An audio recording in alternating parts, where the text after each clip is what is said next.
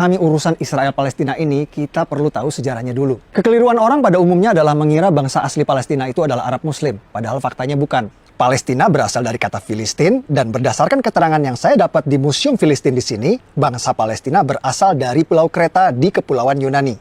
Mereka berlayar dari Pulau Kreta Yunani dan menetap di tanah yang kita kenal sekarang dengan nama Palestina. Jadi bangsa Palestina aslinya bukan Arab Muslim, tapi orang Yunani kuno. Waktu bangsa Filistin kesini dari Yunani, daerah ini dulu belum bernama Palestina. Daerah ini dulu masih bernama Kanaan atau Tanah Kanaan. Apakah waktu itu sudah ada bangsa Arab dan Yahudi di sini? Jawabannya belum. Bani Israel atau bangsa Yahudi baru datang ke tanah Palestina setelah Nabi Musa meminta kepada Fir'aun Raja Mesir untuk membebaskan mereka dari perbudakan. Setelah terbebas dari Fir'aun, Nabi Musa membawa Bani Israel atau bangsa Yahudi ke tanah yang dijanjikan. Itulah tanah yang kita kenal sekarang dengan nama Palestina. Setelah terbebas dari Fir'aun, Bani Israel Yahudi hidup di tanah Palestina ini turun-temurun selama ribuan tahun, mendirikan kerajaan Israel yang raja-rajanya tidak asing bagi kita. Salah satunya Raja David, atau yang kita umat Islam kenal dengan nama Nabi Daud. Siapa yang tidak tahu cerita Nabi Daud? Ia mengalahkan raksasa bangsa Filistin bernama Goliat hanya dengan sebuah batu. Lalu ada Raja Solomon, anak kandung dari Nabi Daud, atau yang kita umat Islam kenal dengan nama Nabi Sulaiman. Nabi Sulaiman adalah Raja Yahudi yang membangun kuil suci untuk tempat ibadah agama Yahudi yang dikenal dengan nama Kuil Solomon. Yang di belakang saya itu adalah tembok ratapan, tempat paling suci bagi agama Yahudi seperti Ka'bah buat umat Islam. Tembok ratapan ini dulunya adalah bagian dinding dari kuil suci agama Yahudi yang dibangun oleh Nabi Sulaiman.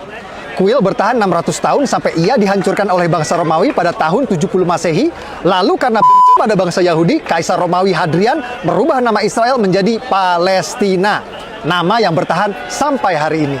Jadi Kaisar Romawi Hadrian lah yang memberi nama Palestina pada daerah ini. Aslinya daerah ini bernama Tanah Kanaan. Lalu Bani Israel Yahudi datang, namanya berubah menjadi Israel. Kemudian oleh Kaisar Romawi Hadrian, nama Israel diganti menjadi Palestina. Jadi faktanya bangsa Yahudi memang sudah ada di tanah Palestina ribuan tahun sebelum Arab dan Islam masuk ke tanah Palestina. Inilah yang dijadikan landasan prinsip bangsa Yahudi sekarang ngotot mempertahankan negara Israel ini. Lalu kapan Arab dan Islam masuk ke tanah Palestina?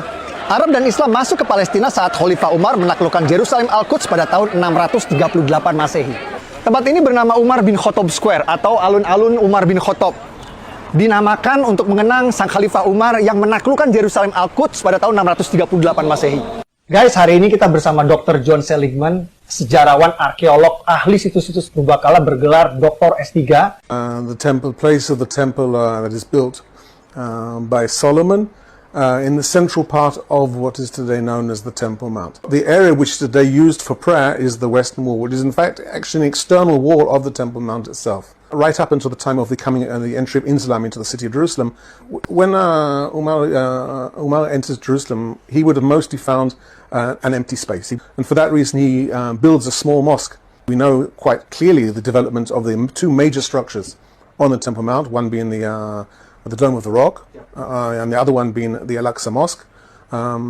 Both were built by the fifth Caliph, Abdul Malik. Those buildings are later than the time of the arrival of Muhammad. Arab dan Islam berkuasa selama 500 tahun sampai kerajaan Kristen Prancis datang. Atas perintah Paus di Vatikan, pasukan Prancis datang menaklukkan Palestina yang kita kenal sekarang dengan istilah Perang Salib. Raja Kristen Prancis mendirikan kerajaan Yerusalem dan berkuasa di Palestina selama 100 tahun sampai akhirnya dikalahkan. Setelah 100 tahun, akhirnya Prancis menyerah pada pasukan Raja Salahuddin Ayyubi yang berhasil merebut Palestina kembali ke tangan Islam. Ottoman Turki kalah di Perang Dunia I dan dipaksa menyerahkan sebagian besar wilayahnya kepada negeri pemenang Inggris dan Prancis. Provinsi Suriah dan Libanon menjadi milik Prancis, provinsi Palestina dan Jordan jadi milik Inggris. Inggris mengganti nama Palestina menjadi British Mandate Palestine. Lalu Perdana Menteri Inggris langsung mengambil inisiatif mendukung pendirian negara Israel di Palestina lewat deklarasi Balfour yang berbunyi, "Pemerintahan Yang Mulia Ratu Inggris mendukung pendirian rumah nasional untuk bangsa Yahudi." Pada tahun 1947, Perserikatan Bangsa-Bangsa PBB menerbitkan resolusi pendirian dua negara di Palestina, negara Yahudi dan negara Arab. Warga Yahudi langsung menerima tawaran ini dan mendirikan negara Republik Israel. Tapi negara-negara Arab tetangga menolak pendirian dua negara ini dan langsung memerangi Israel. Hasilnya, tepi barat dikuasai oleh Yordania dan Gaza dikuasai oleh Mesir. Jadi yang menggagalkan berdirinya negara Palestina itu bukan Israel, tapi Yordania yang menjajah tepi barat dan Mesir yang menjajah Gaza. Bahkan selama bertahun-tahun, Yordania dan Mesir menolak mengakui kedaulatan Palestina di tepi barat dan Gaza dan menganggap dua daerah tersebut menjadi bagian dari negara mereka. Ini fakta. Negara-negara Arab terus menolak pendirian negara Palestina inisiatif dari PBB. Dan pada tahun 1967 kembali menyerang Israel di Perang 6 Hari yang dimenangkan oleh Israel. Kekalahan ini malah membuat tepi barat dan Gaza kini dikuasai penuh oleh Israel. Bahkan saat Yasser Arafat, pemimpin Gerakan Pembebasan Palestina PLO, sepakat perjanjian damai Oslo yang akan mendirikan negara Palestina berdampingan dengan Israel ditolak oleh partai oposisi Hamas yang membuat pendirian negara Palestina kembali gagal. Dulu PBB menawarkan pendirian negara Palestina ditolak, malah dibalas dengan perang. Lalu Amerika menawarkan pendirian negara Palestina kembali ditolak. Sepertinya perdamaian memang sulit tercapai di sini karena setiap ada upaya menuju perdamaian selalu ada pihak-pihak yang berusaha untuk menggagalkannya. Tahun 2007 saat Presiden Palestina Mahmud Abbas sepakat dengan solusi dua negara, oposisi Hamas malah sengaja menembakkan roket-roket ke Israel sebagai tanda mereka menolak solusi damai tersebut.